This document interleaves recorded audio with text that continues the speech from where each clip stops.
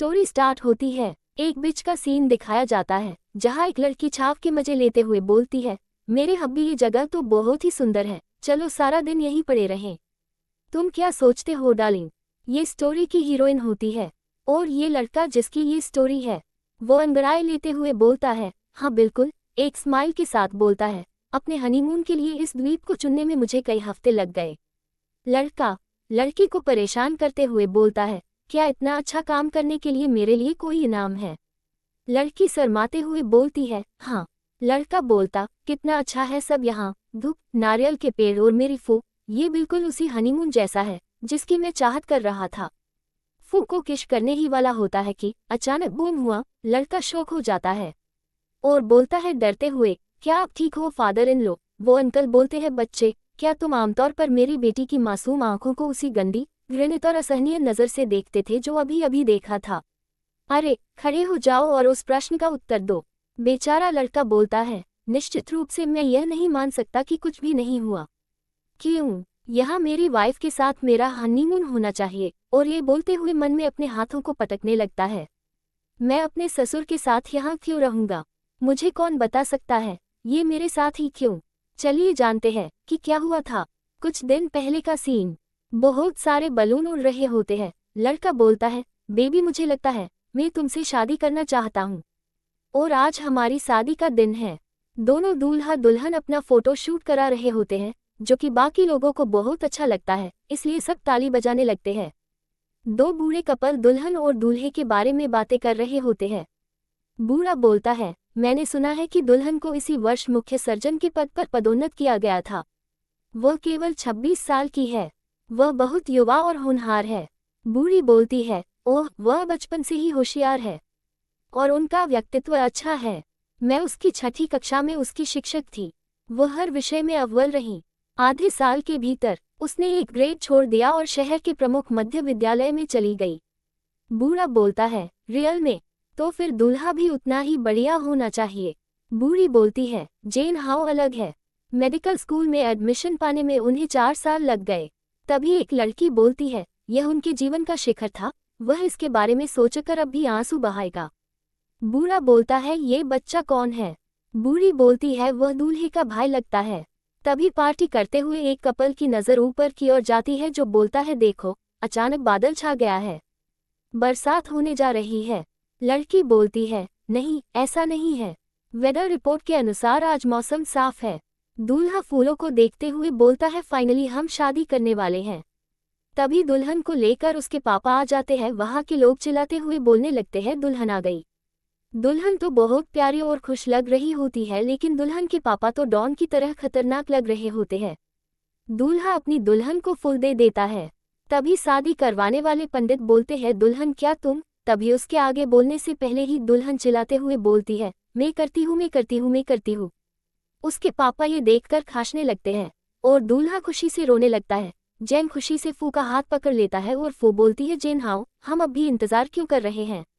ये सुनते ही पापा को सदमा लग जाता है। पंडित जी बोलते हैं, लेकिन बेहतर होगा कि हम प्रक्रिया का पालन करें। जैन जोश में पंडित के बुक को मारते हुए बोलता है, ठीक है, इसे रोको। हाँ हम करते हैं, फू खुशी से बोलती है जैन। तभी दोनों ने किश कर लिया और इनके किश करते ही लोगों का जोश बन जाता है, चिल्लाते हुए बोलने लगते हैं। यहाँ ये पंडित इनकी किश के बाद भी मंतर पड़े जा रहा होता है। फिर बोलता है, दूल्हे अब आप अपनी दुल्हन को चूम सकते हैं। पापा ये देखकर खुश नहीं थे। वो अपने मन में बोलते हैं, क्यों, यही लड़का क्यों है? तभी अचानक से काले काले बादल घिर आते हैं। बिजली की गड़गड़ाहट और चमक से जैन की नज़र उन बादलों की ओर जाती है। तभी उन तीनों पर बिजली जोर से गिरती है और तीनों को शौक लगता है। पार्टी में आए हुए लोग ये सीन देखकर चिल्लाने लगते हैं। अंदर वहां पर धुआं हो गया होता है। जैन खांसते हुए बोलता है, फू तुम कहाँ हो? तभी जैन को सैंडल की आवाज़ आती है तो नज़र उठाकर देखता तो एक सैंडल वाला पैर होता है। ये देखते ही जैन बोलता है, फू, और वो खुश होते हुए ऊपर देखने लगता है। पर ये क्या, ये तो फू की जगह उसके पापा निकले, वो भी फू के कपड़ों में। फू के पापा जैन को देखते हुए बोलते हैं, फू कहाँ है? मेरी बेटी कहाँ है? दोनों एक दूसरे को देख रहे होते हैं कि तभी खांसते हुए वो पंडित भी उठता है। उसके उठते ही दोनों उसको देखने लगते हैं। पंडित खुशी से बोलता है, फिर पवित्र बाइबल द्वारा मुझे दिए गए अधिकार के तहत मैं आपको विवाहित होने की घोषणा करता हूँ। ये सुनते ही दोनों को सदमा लग जाता है। वहाँ पंडित की खतरनाक चमक और धुएं से लोगों को कुछ दिखाई नहीं दे रहा होता है। उसमें से एक लड़की बोलती है, क्या हो रहा है? मुझे वहाँ कुछ भी दिखाई नहीं दे रहा है। वही खड़े एक आदमी ने बोला कि पंडित जी ने कहा कि वो लोग शादीशुदा है। इतना सुनते ही लोगों का जोश फिर से आ जाता है। वो लोग चिल्लाते हुए बोलते हैं, शादी हो गई, शादी हो गई। तभी धुआं हट जाता है और जैन सामने दिखता है। तभी एक कैमरामैन बोलता है, दूल्हा और दुल्हन इस तरह देखो और स्माइल करो, मैं 3 तक गिनूंगा। ये सुनकर जैन टेंशन में आ जाता है। जैन इधर उधर देख रहा होता है। तभी उसकी नज़र एक मटके पर जाती है। उसको देखता हुआ उसके पापा भी देखने लगते हैं। इधर कैमरामैन वाला अपनी गिनती कर रहा होता है जिसमें वो 3 बोलने वाला ही होता है कि तभी जैन बिजली की तरह स्पीड से अपने ससुर के सर को मटके से ढक देता है। 3 बोलते ही कैमरामैन ने फोटो खींच लिया होता है जिसमें दुल्हन का फेस नहीं दिख रहा होता है और इस तरह से बेचारे के ससुर से शादी हो जाती है। सारे लोग खाने खाने चले गए होते हैं। इधर अभी तक ससुर के सर को मटके में फंसा रखा हुआ था। गुस्से से वो बोलते हैं, मुझे बताओ तुमने मेरी बेटी को कहाँ छुपाया? मैं नहीं जानता था कि तुम इतने बड़े विश्वासघाती होगे। बेचारा इधर जैन कॉल पर बोल रहा होता है, नमस्ते 911। तभी उसके ससुर जो कि एक खंबे को अपना दामाद समझकर गुस्से से बोले जा रहा होता है, वो अब और गुस्सा हो जाता है क्योंकि इतना बोलने के बाद भी उधर से रिप्लाई नहीं आ रहा था। इसलिए उसने खंबे को अपना दामाद समझ को मार कर गिर दिया होता है। ये आवाज़ सुनते ही जानी उधर की ओर देखता है। फिर कॉल पर बोलता है, नमस्ते। बात यह है कि मेरे ससुर मेरी पत्नी बन गए और अब वह मेरे बगल में शादी की पोशाक में अपने सिर पर फूलदान पहने हुए हैं। मुझे क्या करना चाहिए? इधर इसके ससुर ने ईंटों से मरना चलो कर दिया होता है जिसमें से एक ईंट बेचारे को लग ही जाती है। ससुर बोलता है, मेरी बेटी को वापस दे दो। ये बेचारा बोलता है, प्लीज ससुर जी थोड़ा शांत हो जाओ। ये सब धमाका देखकर वहां से आते जाते लोग भी वहां आ जाते भी और बोलते हैं, क्या हो रहा है? उस आदमी के इतना बोलते ही ससुर जी उसको उड़ा देते हैं। फिर बोलते हैं, और ये हो गया। इधर दामाद बोलता है, ससुर जी।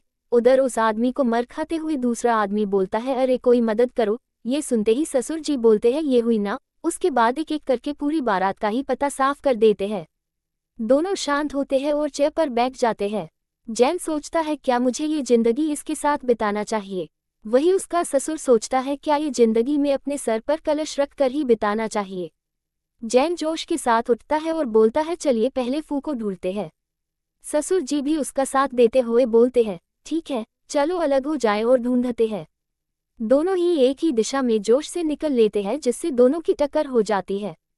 ससुर जी बोलते हैं, ओए गूंगे, तुम उस तरफ जा रहे हो, मैं इस ओर जाऊंगा। बेचारे जैन का सर फूट जाता है और वो अपना सर पकड़े बोलता है, ठीक है ससुर जी। इस बार फिर से ससुर जी एक फूलताने वाले खंबे से टकरा जाते हैं। उन फूलों की वजह से ससुर जी को छींक आ जाती है और वो छींक देते हैं। तभी एक चमत्कार होता है, ससुर जी फू में बदल जाते हैं। जहाँ फू बोलती है, जैन हाउ, मैं कहाँ हूँ? यहाँ इतना अंधेरा क्यों है? ये सुनते ही जैन फू की ओर मुड़ के देखता है और उसके पास आ जाता है। जैन बोलता है, फू तुम कहाँ थी? हम सब ने तुमको बहुत ढूंढा पर तुम कहीं नहीं मिली। फू बोलती है, मेरे सिर पर क्या है? ये बहुत भारी है। एक दीवार में अपना सर मारकर उस कलश को खोल देती है और रोते हुए बोलती है, जैन हाउ। फू को देखकर जैन खुश हो जाता है। फू बोलती है, मैं तो शादी कर रही थी, अरे सारे लोग कहाँ गायब हो गए? मेरा हस्बैंड कहाँ है? जैन खुशी के आंसू लिए फू की तरफ उछल जाता है और बोलता है, फू तुम ठीक हो? मैं बहुत परेशान था। फू भी जैन को देखकर रोते हुए बोलती है, जैन हाउ। जैक जैसे ही फू की तरफ जा ही रहा होता है कि अचानक एक कपड़े से उसका पैर फंस जाता है और वो सीधा फू के पेट में अपना सर लगा देता है जिससे फू का सारा खाना निकल जाता है। उसे उल्टी हो जाती है। पेट में जोर से लगने की वजह से फू रोल होते रह जाती है। जैन के सर से खून आ रहा होता है और वो सदमे में होता है। रोल होते हुए फू रुक जाती है और देखते हैं कि फू की जगह उसके पापा आ जाते हैं। अब यहाँ ये हो रहा है कि फू और उसके पिता एक ही बॉडी में है। जब फू गायब होती है तो उसके पापा उसकी जगह आ जाते हैं और जब फू आती है तो उसके पापा गायब हो जाते हैं। तो आगे देखते हैं कि जैन की शादीशुदा जिंदगी का पहला दिन कैसा था। जैन का अपार्टमेंट मॉर्निंग टाइम में सुबह की धूप खिड़की से अंदर आ रही होती है जिसकी वजह से जैन की नींद खुल जाती है।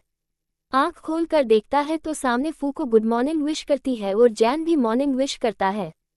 जैसे ही जैन फू को छूने ही जा रहा होता है तब तक फू की जगह उसके पापा आ गए होते हैं, जिसको देखते ही जैन की फट जाती है और वो भी से फटे हाल में मॉर्निंग विश करता है अपने ससुर को।